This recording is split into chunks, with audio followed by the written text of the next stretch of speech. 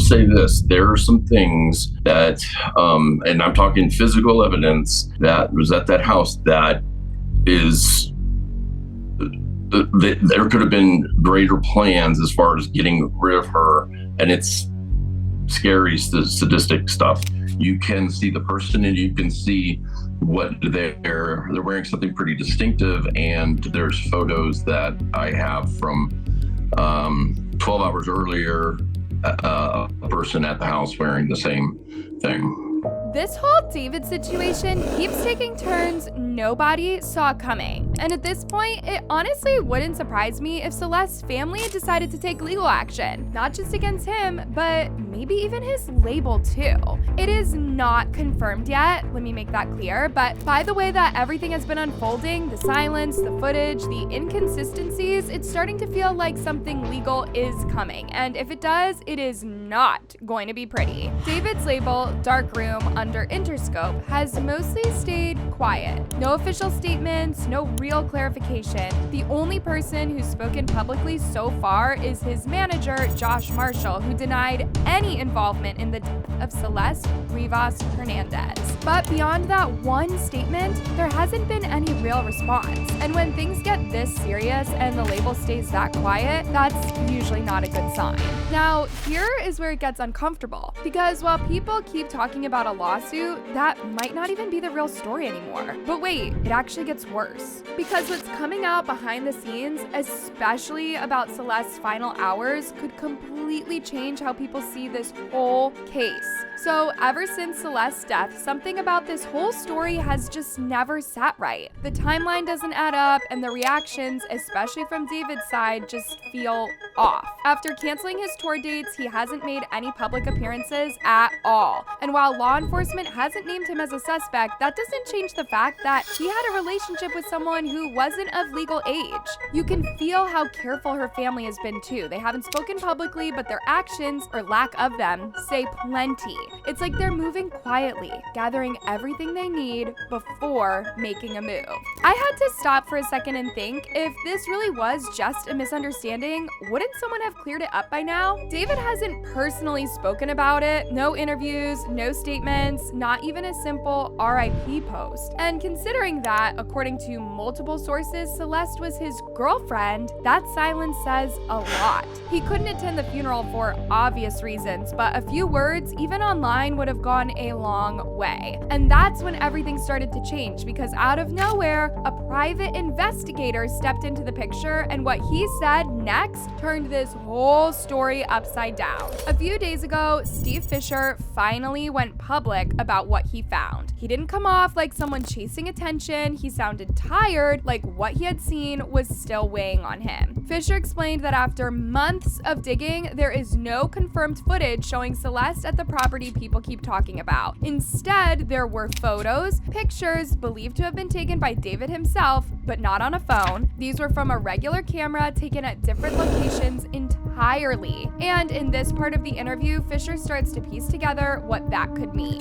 What we recovered, we don't have any of her at that property. We have pictures of her and that were taken by David, we assume, because it's not on a camera phone, but these photos are on a regular camera at different locations. And it really makes me think that it's likely she had another place she was staying. I can tell you that there was a lot of time spent towards downtown LA. And I'll say the last photo that we have of Celeste is January 2nd, 2025. He said the photos suggested Celeste might have been staying somewhere else, possibly near downtown LA, and the last image of her was dated January 2nd, 2025. That detail alone changed everything, because it didn't match the version of events people had been told before. Now, this is where Reddit took things even further. A thread popped up titled, "Proof David rented his first place in Hollywood while still renting a second. Celeste's secret hideout?" It claimed that David had been leasing two different spots at the same time, one near Hollywood and the other one closer to where Celeste was found. People online started asking why the second property was never searched, wondering if that was where she stayed whenever he left town for tour dates. Then someone dropped an observation that caught everyone's eye. And just saying, look at that date. He got rid of it in March. Me and others have been speculating that something happened early this year, January, Feb, and then all of a sudden it's up for rent again in March. When people noticed the property history showing it was rented and then relisted that March, the timing felt strange. Right after the last known photo of Celeste. Another comment stood out too, saying, "It all just keeps looping back around. Even in a song he mentions, 'Don't run away, I've got a place you can stay.' It was probably this property." Now, obviously, none of that has been proven. But when you put it side by side, the photos dated in January, the property back on the market in March, and the lyrics that suddenly hit different, it's not hard to see why people started connecting the dots. Even with all that speculation floating around, it's important to remember what's actually been confirmed. Authorities haven't officially ruled Celeste's death a homicide, the medical examiners still haven't determined an exact cause, and let's not forget that David isn't considered a suspect. Still, the inconsistencies Fisher pointed out are enough to make anyone stop and wonder what really happened that night. But it doesn't even stop there, because when Steve Fisher started breaking down what he had seen, you could just feel the air change. Listen, a crime 100% happened here. At minimum, it's the concealment of a body, right? So we know somebody did that. Hopefully it's not, a mutilation. Hopefully those initial reports were wrong about her being dismembered. But one thing I have to say, even though I talked about how we found some things that could have meant they had a really twisted plan in place to get rid of her, it never went in motion. So you can't charge somebody for a crime that they may have thought about doing. So, we may never know more about that. Now, he didn't go into detail, but he mentioned signs of what he called a twisted plan, something that might have involved tools or steps to get rid of her body. Thankfully, whatever that plan was, it never went through. But the fact that someone even thought about it, that's disturbing. Now, this next part isn't coming from Fisher, it's from one viewer's take that's been circulating online. And while I'm not saying it's true, I think it captures what a lot of people have been wondering. I've been saying since the day after the body was found, when the news broke about this case, before I had even heard of this kid, that the body was in the Tesla when he left for tour, and the tour was used for an alibi/plausible deniability. It could have been stolen. Anyone could have moved it or put her in the trunk. He wasn't even in the state. These are the comments I saw for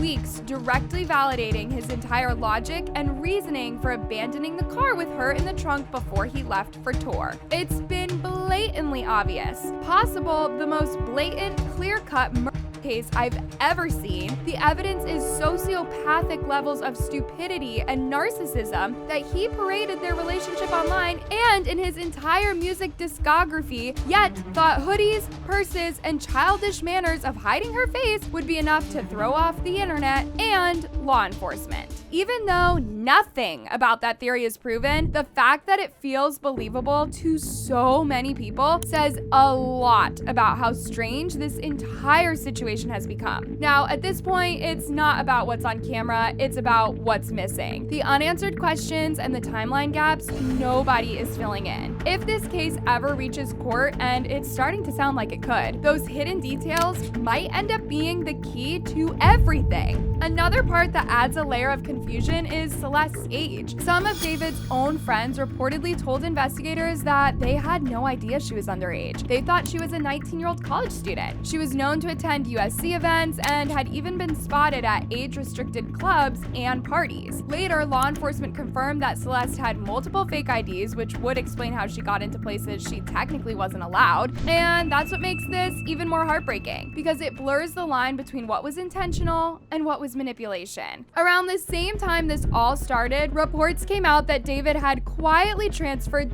2 of his Houston area properties into a trust under his mother's name. One of those homes was the same address that got swatted back in September, that fake 911 call that sent police to his family's doorstep in the middle of the night. On paper, that move could just be estate planning, but to a lot of people, it looked like damage control, like someone trying to protect his assets before things got worse. And that's the part that really stays with me. The way everyone is just pretending nothing's happening. Because in this industry, that kind of quiet never means peace. It usually means someone is protecting something or someone. If Celeste's family does decide to take legal action, the label could easily get pulled in too. Because if they ignored warning signs or stayed quiet about what they knew, that is not just PR, that's negligence. And no amount of press statements or spin can make that go away. At this point, it doesn't even feel like people are angry anymore. They're just tired. Every new update feels like reopening the same wound again and again.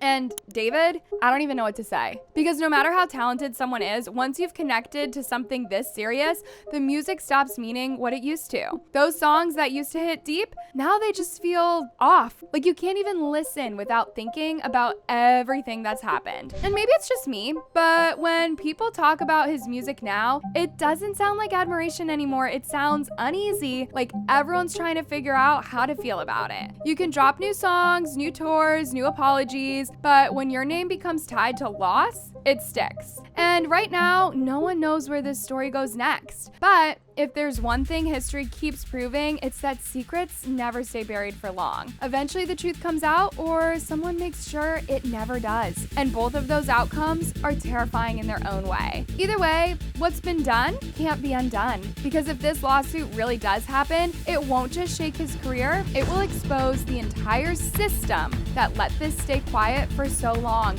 And he's not coming back from that.